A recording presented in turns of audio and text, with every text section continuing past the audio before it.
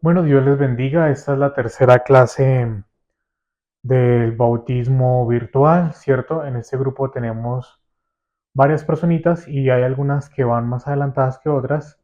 Más sin embargo, pues esta es la tercera clase y quiero tratar de cumplir con cada semana subir una clase.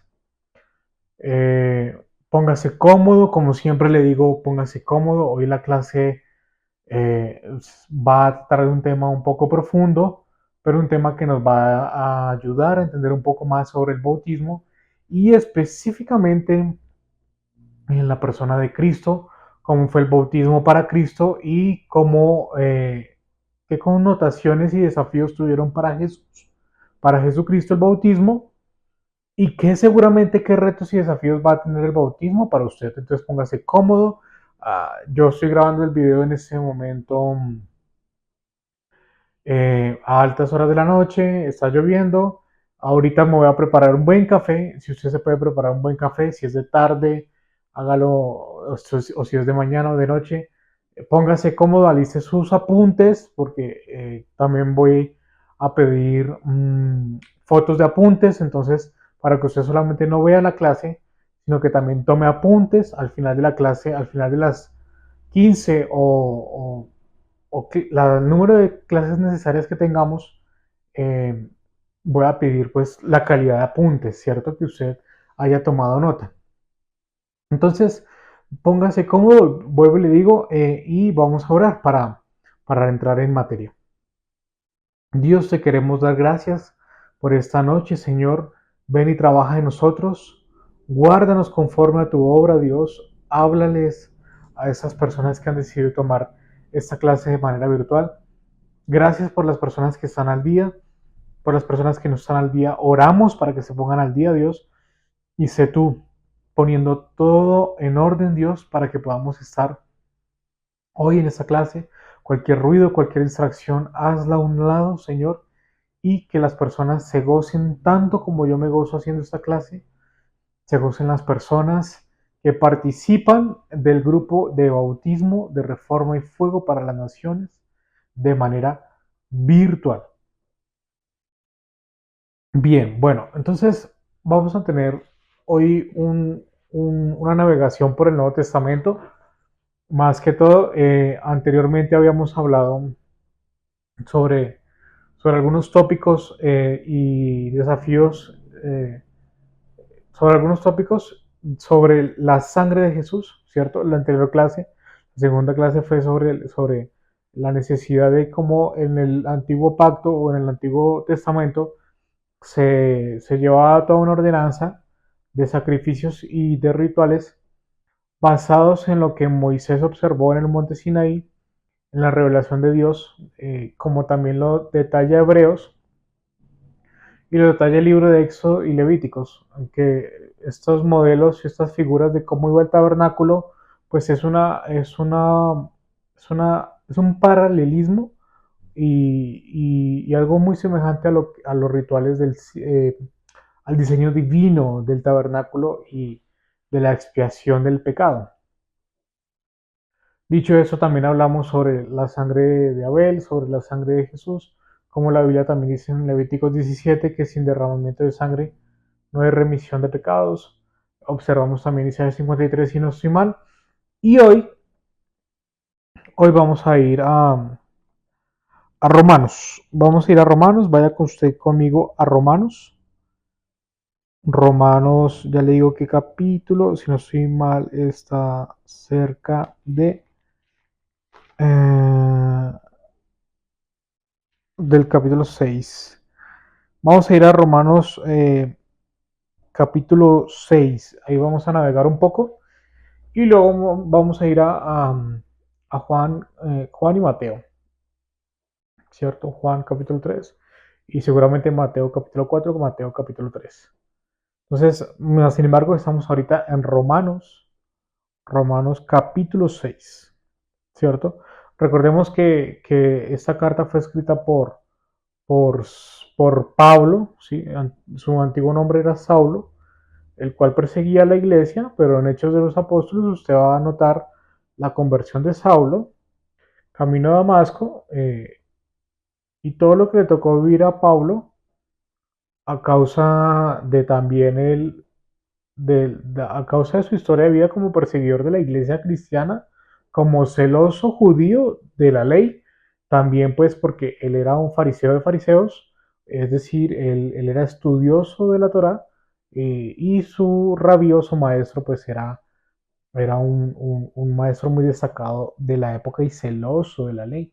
Entonces, Romanos es esa carta que va para Roma, para el área de las iglesias de Roma, y también tengas en cuenta de que las diferentes cartas de Pablo son una forma de expresar el evangelio a cierto público, y en este caso pues Pablo expone a los judíos de una manera muy magistral los primeros capítulos de Romanos, ¿no es cierto?, acusando a los judíos de cómo el pecado que ellos señalan y a corregir en la gente es el mismo pecado que ellos cometen ocultamente. Pero prácticamente este capítulo 6 habla un poco más acerca del bautismo y ya vamos a ver por qué. Entonces vamos a leerlo. Romanos capítulo 6, versículo 1 en adelante. ¿Qué pues diremos? ¿Perseveraremos en el pecado para qué? ¿Para que la gracia abunde? En ninguna manera, porque los que hemos muerto al pecado, ¿cómo viviremos aún en él? Versículo 3. ¿O no sabéis que todos los que hemos sido bautizados en quién? En Cristo Jesús hemos sido bautizados en su muerte. No quiero seguir sin antes acotar lo que sucede acá. Mire que el capítulo 6 es como un llamado de atención a aquellas personas que continuamente siguen pecando. Acá lo que Pablo está diciendo es que da una pregunta, y es, ¿qué pues diremos? ¿Perseveraremos en el pecado para que la gracia abunde? En pocas palabras dice Pablo, bueno, Dios nos perdona, la sangre de Cristo nos limpia de todo pecado, mas sin embargo no es ningún comodín o no es una muletilla en nuestra vida o no es una algo de provecho y de sacarle ventaja a Dios. Como su hijo me perdona, yo abuso del perdón y continuo pecando. Algo así como cuando se dice comúnmente y coloquialmente o en el saber popular se dice el que peca y reza empata, ¿sí? Bueno, Pablo está diciendo acá que no es así. Y comienza en relación al pecado, entra el tema del bautismo, usted lo puede ver en el versículo 2, dice, en ninguna manera, porque los que hemos muerto al qué? Al pecado, ¿cómo viviremos aún en él? Versículo 3, aquí hace un enlace entre el siguiente tema que es el bautismo y la muerte al pecado, y el versículo 1, la tendencia a pecar continuamente para abusar de la gracia. Dice así, versículo 3, ¿o no sabéis que todos los que hemos sido ¿qué? Bautizados en Cristo Jesús, hemos sido bautizados en su muerte? Acá es importante.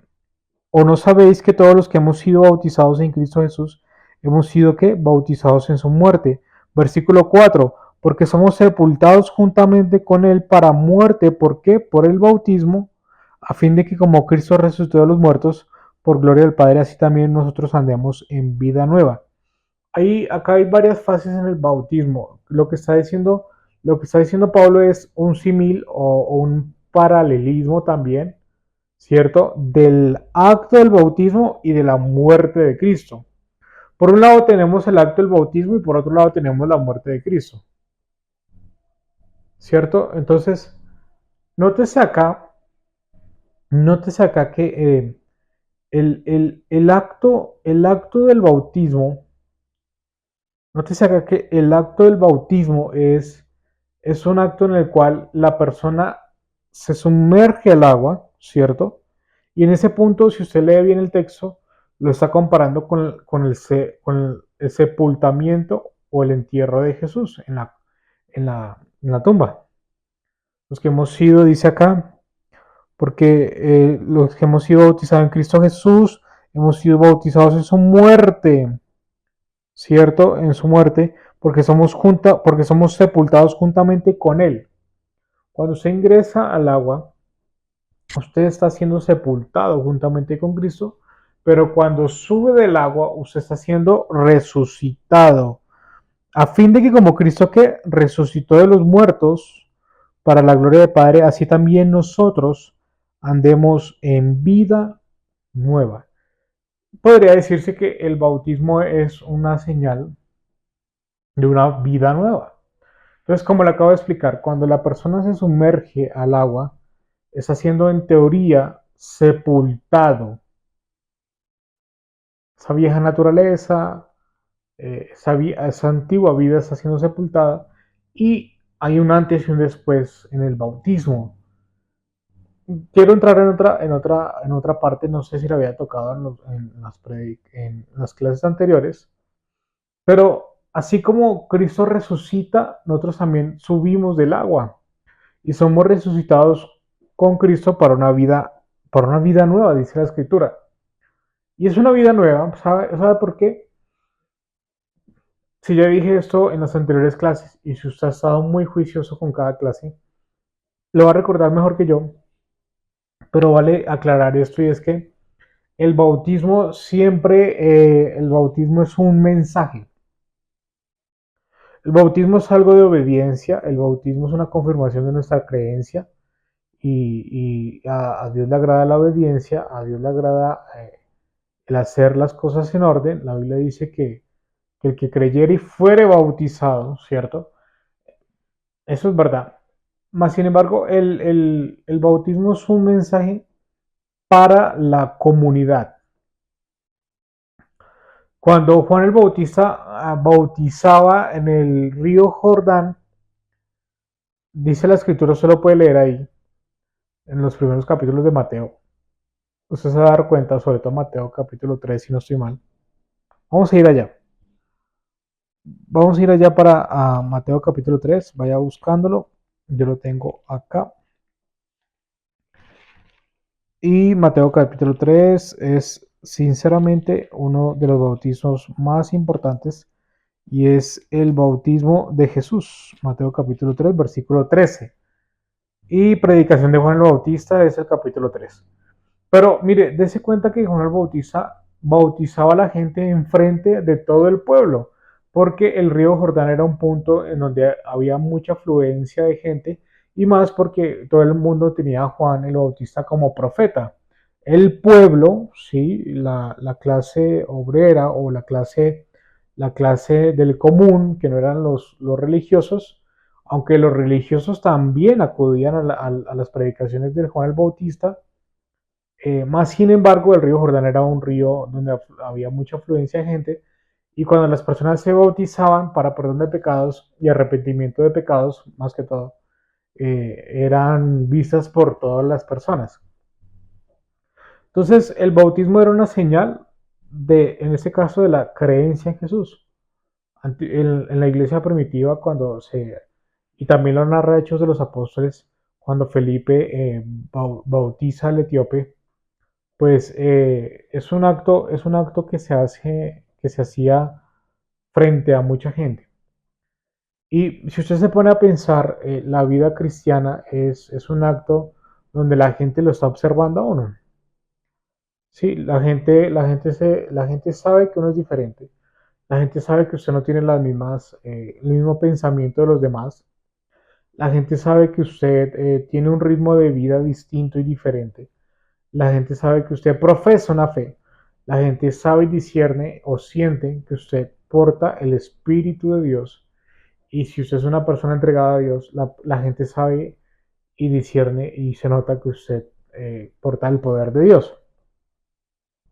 Entonces, cuando nosotros nos bautizamos, es una señal también a los demás. Es una señal, en algún momento escuché esto, es una señal al público de que somos bautizados porque el bautizo se realizaba en lugares públicos. Y pues en la época de Jesús, inclusive más adelante, en los evangelios de Jesús, más adelante de este Mateo capítulo 3, pues hay una narrativa en donde los discípulos de Jesús comienzan a bautizar los creyentes del camino o los creyentes que se comenzaban a ser cristianos y seguidores de Jesús. Aunque la palabra cristiano aparece luego en Hechos, fueron llamados cristianos después de que Jesús resucitó y ascendió al cielo. Antes eran llamados los del camino. Juan 14:6, yo soy el camino, la verdad y la vida. Entonces, acá podemos explorar en Mateo capítulo 3 varias instancias sobre la predicación de Juan el Bautista, como lo dice el título de la Reina Valera, pero usted también puede ver acá en el versículo 13, el bautismo de Jesús, está el título acá de la Reina Valera, el bautismo de Jesús, ¿cierto? Yo lo voy a leer porque acá hay varias cosas interesantes a rescatar y que vienen en la temática que estamos tratando. Entonces, Mateo capítulo 3, versículo 13. Entonces Jesús vino de Galilea a Juan al Jordán para ser bautizado por él. Mas Juan se lo oponía diciendo, yo necesito ser bautizado por ti, y tú vienes a mí. Versículo 15. Pero Jesús le respondió, deja ahora, porque así conviene que cumplamos toda justicia. Entonces le dejó. Versículo 16. Y Jesús, después que fue bautizado, subió luego del agua, y aquí los cielos le fueron abiertos, y vio el Espíritu de Dios que descendía como paloma y venía sobre él. Versículo 17. Y hubo una voz de los cielos que decía, este es mi Hijo amado, en quien tengo complacencia. Mira acá varias instancias en esto. Es una narrativa bastante especial porque es el bautismo del Mesías. Eh, si bien la Biblia allá en Hebreos dice, por lo que padeció aprendió obediencia, la Biblia dice eso acerca de Jesucristo. Eh, Entendamos que Jesús siendo Dios, como lo dice Juan capítulo 1, los primeros versículos y el verso 14, eh, como lo narra la escritura a lo largo del Nuevo Testamento, pues Cristo siendo Dios o Jesús siendo Dios, Filipenses 2.5, yo siempre narro Filipenses 2.5, eh, habla pues de esa naturaleza que Cristo toma forma de hombre y estando en forma de hombre, él se ciñe a las normativas humanas, él no pasa por alto que es un ser humano. Sí, porque él toma la forma de hombre y estando en la condición de hombre, se humilla hasta la muerte y muerte de cruz. Sí, entonces él tiene que pasar por toda su tradición judía, él asiste a las fiestas como judío, él como ser humano también tiene un trabajo como carpintero, sí, entonces fíjese que Jesús no pasa por alto las normativas y el orden humano. Es decir, Jesús como Dios no necesitaba ser bautizado, pero Jesús como hombre, ¿cierto? Necesitaba cumplir hasta cada tilde y cada jota de la ley. Fue circuncidado también, usted lo puede leer ahí. Él al octavo día, él cumple su circuncisión, él fue presentado en el templo. Cristo no se salta ningún punto humano. ¿Sí? Inclusive más adelante también vamos a ver que como humano también en Hebreos lo dice, él fue tentado en todo pero sin pecado y acá en capítulo 4 está la tentación de Jesús. Y si usted se da cuenta, pues Jesús no salta ninguna normativa humana, él incluso también ayuna acá en el capítulo 4. Nosotros necesitamos ayunar, él ayuna.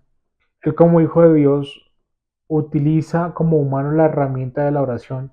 Él necesitaba orar, él necesitaba tener comunión, él necesitaba comer, él incluso en la barca se durmió porque estaba cansado. Entonces, mire que Jesús como humano vive todo lo que humanamente uno tiene que vivir, tener un trabajo, tener inclusive que la familia, tener dificultades o discusiones, no discusiones, sino conflictos familiares, si la familia no creía en él, sus hermanos. Sí, él visitaba a Marta, María y Lázaro, tenía sus mejores amigos. Él como ser humano, de verdad que él no se saltó nada. nada como ser humano, excepto pues que él nunca tuvo una pareja, pero pues entendemos el concepto de que él tenía que ofrecer su cuerpo en sacrificio y pues Isaías 53 dice que él no tuvo descendencia porque su vida fue arrancada de la existencia humana. Por lo tanto, él no pudo tener una vida como cualquier ser humano en ese sentido de tener pareja y tener hijos, porque no era su misión. ¿Sí? La misma misión de Pablo era predicar el Evangelio y Pablo no tuvo esposa. Pero yo no me quiero ir por ese lado. Yo quiero es que tengamos acá en cuenta que Jesucristo está siendo bautizado y que como hombre no se saltó esa normativa de ser bautizado, aunque él no tenía de qué arrepentirse. Más sin embargo, él dice, deja ahora porque así conviene que cumplamos toda justicia, ¿cierto? Entonces le dejó. Y el versículo 16 usted se va a encontrar con algo hermoso. Y es que acá dice que los cielos le fueron abiertos, vio el Espíritu de Dios que descendía como paloma y venía sobre él, y hubo una voz de los cielos que decía, este es mi Hijo amado en quien tengo complacencia, en el cual me deleito, dice Dios. Mire, nosotros, a decir verdad, si nosotros tratamos, humanamente hacemos lo posible, Dios hace lo imposible. Sí, yo confieso mi pecado y me aparto de él y alcanzo el poder de la misericordia para no recaer en el pecado. Como dice Romanos 6, perseveraremos en el pecado para que la gracia abunde. Hablando de eso, también es otra cosa importante definir qué es gracia, ¿sí? La gracia. Usted lo ha leído también ahí, dice, por gracia sois salvos y no por medio de obras para que nadie se gloríe. Pero mire, fíjese que la palabra gracia viene de la traducción textual a regalo no merecido. Y por eso la salvación es por gracia, porque la salvación nadie la merece. ¿Sí? Ningún ser humano dice, y si es así, pues a un lado la piedra de tropiezo, como lo dice la palabra, que Jesucristo es la piedra que desecharon los edificadores y que también es piedra de tropiezo, porque el concepto judío es yo hago mis obras y ritualismos de la ley y a causa de mis obras de la ley, pues yo soy aceptado por Dios. Mas, sin embargo, Cristo dice, no, ustedes son aceptados no por lo que hacen, sino por mi muerte en la cruz, por mi vida justificada y libre de pecado y sacrificada en la cruz. O sea, ustedes son justificados por Cristo. Y ese esfuerzo humano de los ritualismos de la ley y de las obras de la ley, pues quedan simplemente a un lado. Por eso la salvación es por gracia. Nadie merece la salvación. Nadie en el mundo merece la salvación y es un favor inmerecido, es un regalo inmerecido, es un don inmerecido. La gracia es un regalo inmerecido. La gracia es como cuando el niño se porta mal en el colegio y no merece ir al viaje de vacaciones, o sin embargo los llevan de vacaciones, ¿sí? Porque es un regalo inmerecido. No hay mérito alguno para ganar la salvación. Si hubiera algún mérito alguno para ganar la salvación, pues apague y vámonos, porque no necesitamos a Jesús muriendo en la cruz, porque mis méritos me hacen salvo, ¿sí? Entonces, eso es un tema profundo, la cuestión de que no somos salvos por las obras, especialmente las obras de la ley, sí, por tradiciones, por ritualismos, por cultura, sí, por ser hijos de Abraham, todo este concepto que tenían los judíos, ellos que se creían estar muy cerca de Dios y celosos de la Torá por ser el pueblo judío, ¿cierto? Por tener los pactos y las promesas de la ley, como dice Romanos 9, que Pablo hablando que pues el pueblo judío tiene muchas promesas, ¿sí? Más sin embargo, pues Dios ha determinado elegir a las personas y sin hacer bien o mal, sino porque la elección, escúcheme bien, eso es un tema que vamos a tocar, Romanos 9 vamos a tocar, la vida de Jacob y Esaú, perdón, la vida, sí, la vida de Jacob y Esaú, los hijos de Isaac,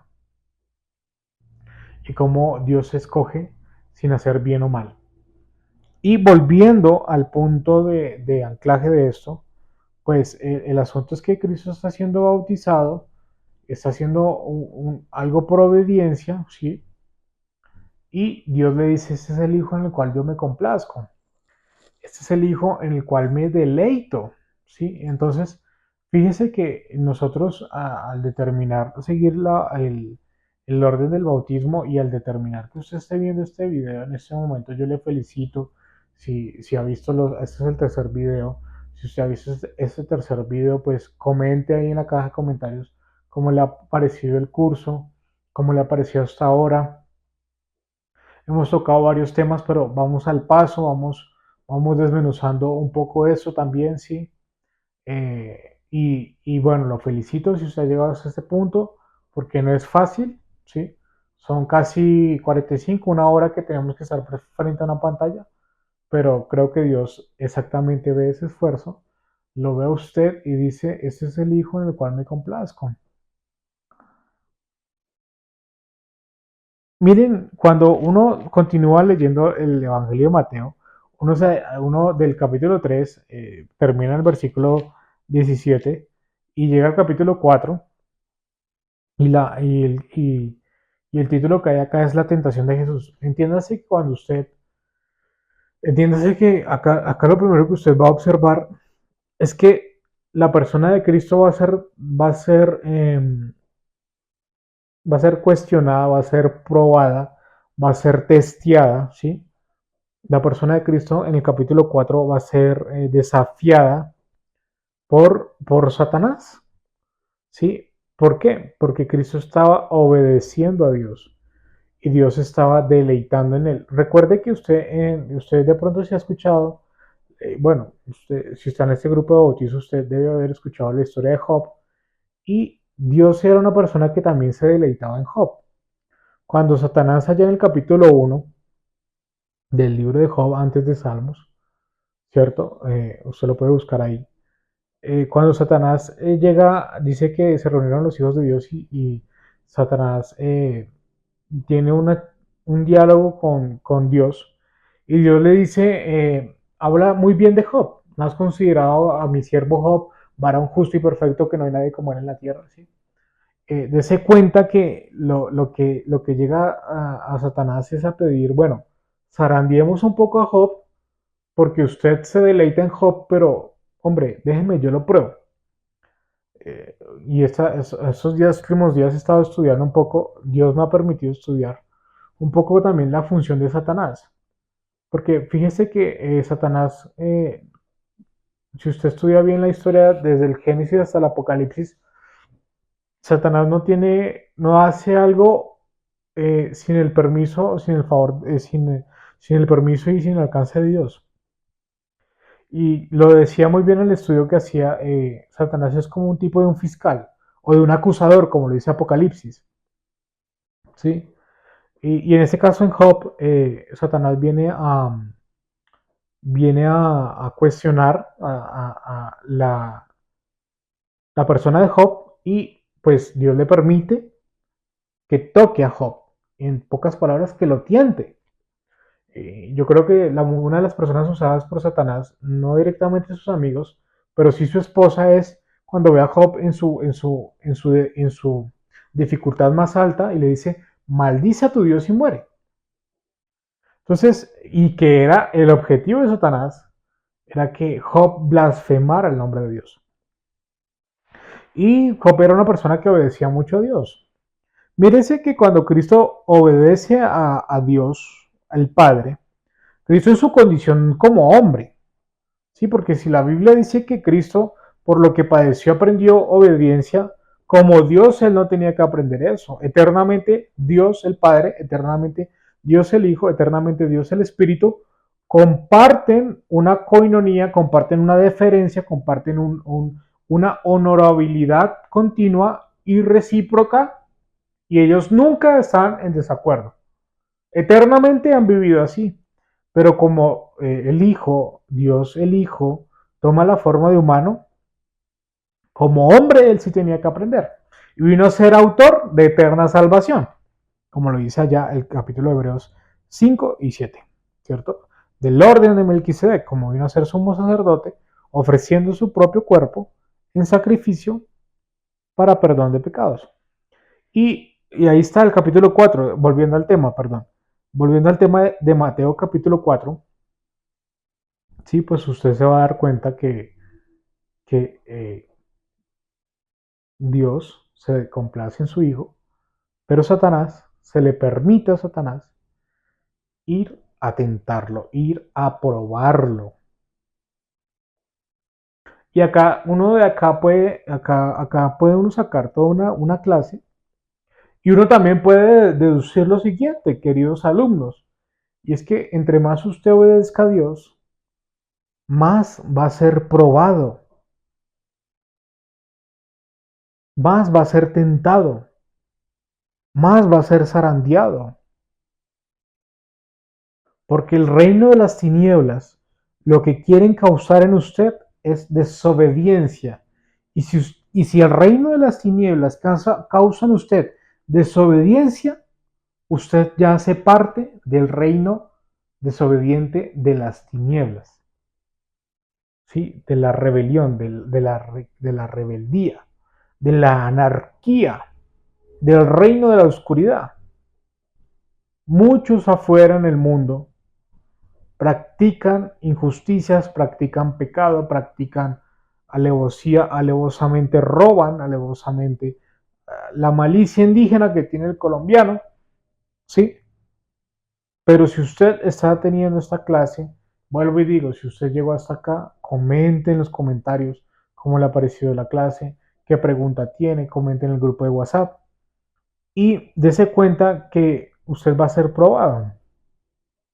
Acá viene algo importante, ya vamos a enfatizar un poco, vamos en cierta manera vamos a enfatizar este pensamiento y es, si usted comienza a ser obediente a Dios, Dios va a permitir que usted sea tentado o probado, porque Dios quiere poner a prueba su obediencia, sí, pero también su conocimiento y también su amor, su decisión de servirle, su decisión de seguirle. Entonces, mire que en este sentido, la palabra dice que en Mateo 4, pues que Dios, Jesucristo fue tentado, ¿cierto? De, de esta forma.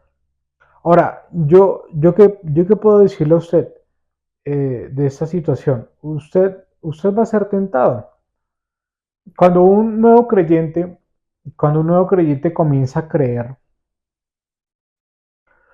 yo siempre lo he dicho, si usted está en el curso de bautismo, usted es un nuevo creyente, y eso no está mal, eso está muy bien, porque hay fiesta en el reino de los cielos por cada persona que quiere obedecer a Dios, que se ha convertido y quiere obedecer a Dios, porque la conversión no es un acto de palabra, yo creo en Dios, la conversión es un acto de hechos. Por eso cuando los apóstoles comienzan a predicar o a ejercer su obediencia, ese libro se llama ¿el qué? Los hechos de los apóstoles. Y en inglés, en la versión en inglés se llama The Acts, los actos de los apóstoles. En inglés, los hechos, los actos. Entonces, su vida cristiana es un libro llamado también Los Hechos. ¿Sí? Los hechos del creyente podría ser. ¿Sí? Los hechos de Juan, de Pedro, de Santiago, cualquiera que sea su nombre está escribiendo un libro en los cielos de su peregrinaje y de su obediencia. Entonces, mire que lo que yo siempre recomiendo a las personas que están comenzando a creer en Cristo y tienen ese amor y ven la tercera clase a tiempo y quieren compartir a Jesús. Jesús da una enseñanza. Usted ha escuchado también, no botéis perlas a los cerdos, no sea que os devuelvan y os despedacen las perlas. Cada verdad espiritual es una perla, cada verdad espiritual, cada axioma, cada hecho, cada versículo bíblico, cada revelación, cada palabra rema, cada revelación de lo que estamos haciendo acá es es un diamante, es una joya, es una perla. Y en manos equivocadas pueden despedazarlas. Yo recuerdo muy bien, en la universidad había una profesora, una vez yo cargaba la Biblia, saqué la Biblia de la maleta y ella comenzó a contarle al curso. Ella era una mujer que creía en Jesús, que creía en Dios. Pero un profesor del bachillerato, de esos de filosofía, me imagino yo, o bueno, de algún tipo de ciencia que tiene bastante pensamiento agnóstico o ateísta, pues él cogió esa creencia que ella tenía y la fraccionó, la quebrantó, la, la pisoteó. Y ella comentaba que después de tener esa charla tan dura donde el profesor le cuestionó su fe, la creencia en Jesús, pues ella dejó de creer, ella dejó de creer. Y para nosotros entender que una de las pruebas que usted puede enfrentar cuando comienza a creer en Jesús y comienza a dar esos pasos de fe como el bautismo, pues una de esas dificultades que usted puede tener es precisamente que su familia o que las personas que conocen que usted comienza a creer en Jesús cuestionen su fe. Es una de las tentaciones más fuertes. Primero, ¿por qué? Porque uno cuando comienza a creer en Jesús, uno tiene un amor no basado tanto en la teología o el argumento teológico, como, o de apologética, cómo defender la fe. ¿Sí? Uno simplemente tiene fe. Uno no ha visto a Jesús con sus ojos. Uno no ha palpado al Maestro, pero uno cree en Cristo. Uno cree en Jesucristo. Entonces, fíjese que una de las tentaciones que, para ir concluyendo, quiero dejar la clase acá. Más adelante miramos si voy a preparar la cuarta clase y vamos a ver si observamos los desafíos de la tentación de Jesús. ¿Qué fue lo que Satanás atacó primeramente? Cómo ese ataque no viene solamente con Jesús, sino con todo creyente y también en el jardín del Edén. Vamos a ver, es bastante interesante. Pero voy cerrando con esto, vamos alrededor de 40 minutos de clase y está un poco noche, entonces quiero cerrar un poco acá. Fíjese que uno de los desafíos que usted va a tener como creyente, después de bautizarse, de estar viviendo una vida en obediencia, es defender su fe. Yo no diría que usted tenga que defender su fe, yo diría que usted debe proteger su fe, ¿sí? Como si fuera algo muy preciado, como algo que usted en su momento sí, lo primero que cuando conocemos del Señor lo que queremos es compartirlo, compartir de Jesús, y si a usted no le ha pasado, le va a pasar. Lo primero que uno quiere es compartir con todo el mundo de Jesucristo. Y esta profesora estaba en su época, la historia que le cuento, esta profesora había querido compartir su fe con este profesor y este profesor fragmentó su fe y desde ahí ella dejó de creer en Jesucristo. Entonces, una de las tentaciones es precisamente no echarle perlas a los cerdos, porque cuando Jesús dice no le echéis perlas a los cerdos, acá la verdad es que los cerdos se pueden devolver y pisotear las perlas, dañarlas. Si usted hoy ha tenido una perla, una verdad espiritual, por ejemplo, una verdad espiritual es, ok, Jesús como hombre tuvo que aprender, sí, para ser autor de eterna salvación.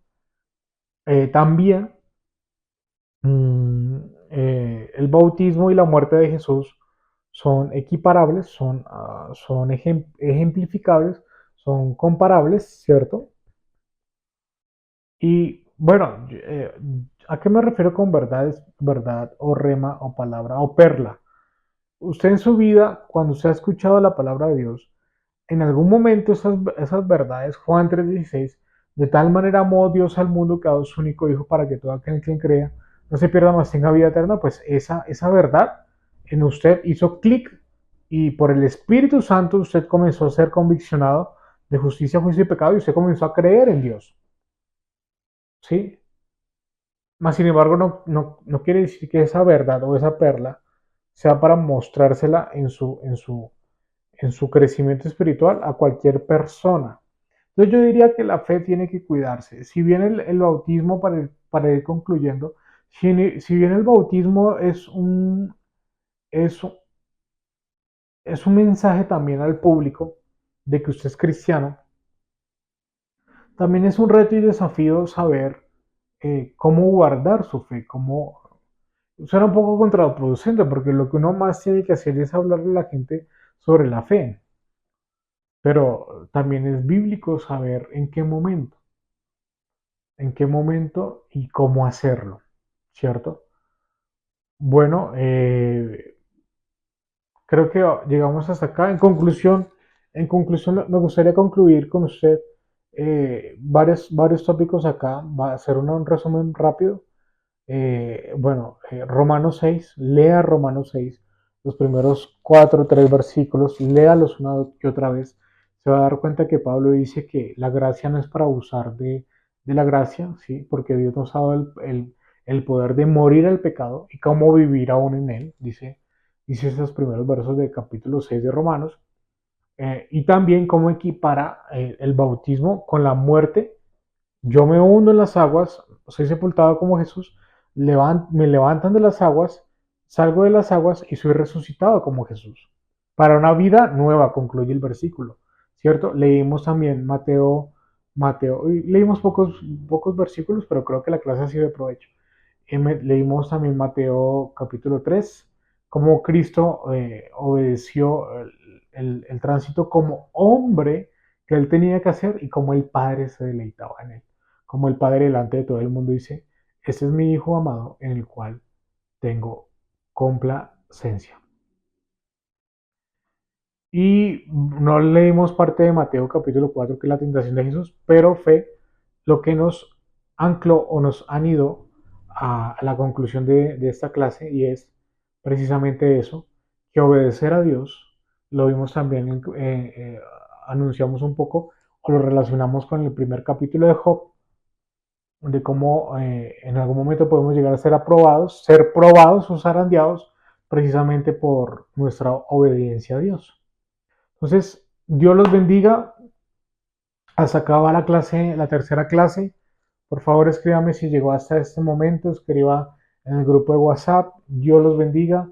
Que tengan una excelente noche. Voy a orar para quedar despedidos. Dios bendice a las personas que llegaron hasta acá. Dios honra su tiempo, honra su esfuerzo, Dios.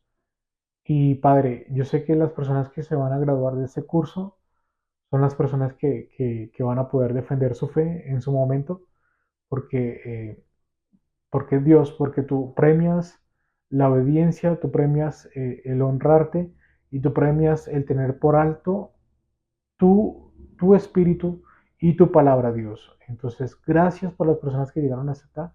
Gracias por tu presencia, Dios. Bendice la vida y obra de estas personas en el momento en que están viendo este video, tarde, noche o mañana, en el nombre de Jesús. Amén y amén. Bueno, que tenga un buen día, una buena noche, una buena mañana. Dios le bendiga y estoy atento a cualquier pregunta. Hasta luego.